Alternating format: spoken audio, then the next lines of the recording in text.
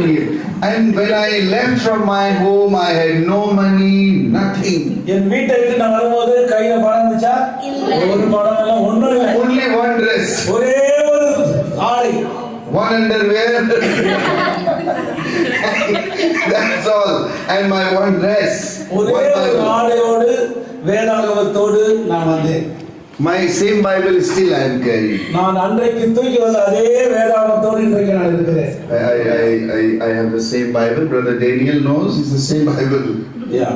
23 வருஷத்துக்கு முன்னாடி கொண்டு வந்த அதே வேத புத்தகம். Yes.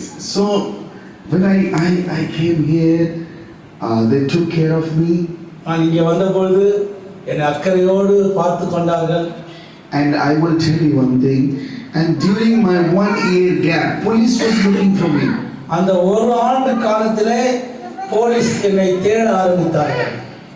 And my parents gave the news in the news channel and in the newspaper that our son, Christians, they gave him something intoxicated and he lost his brain, and you find him and bring him home and you'll find the reward.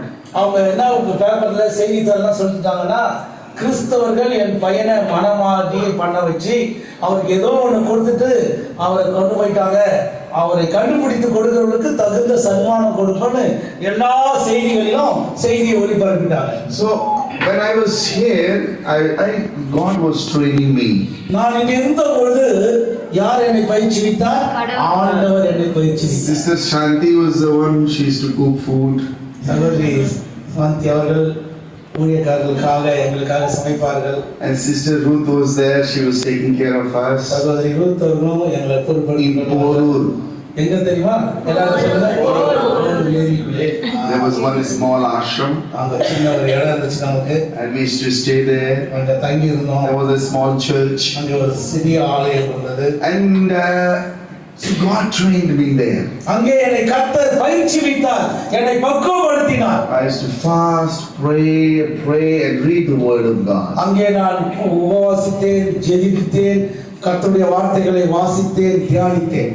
And one fine day God told me, go to Himachal. ஒரு காலை வேளையிலே கர்த்தர் என்னிடத்தில் பேசினார், நீ எங்கே போக வேண்டும்? But I don't want to go. ஆனா எனக்குள்ளே ஆண்டவர் சொன்னதை கேட்க கூடாது. Again that voice came to me. அவருடைய மீண்டும் மீண்டுமாய் அந்த சத்தம் என் காதிலே தொனித்தது. I said, no, I will not leave them, I will not go. நான் சொன்னேன், இந்த இடத்துக்கு நான் போக மாட்டேன், நான் அங்க போக மாட்டேன். Again that voice came.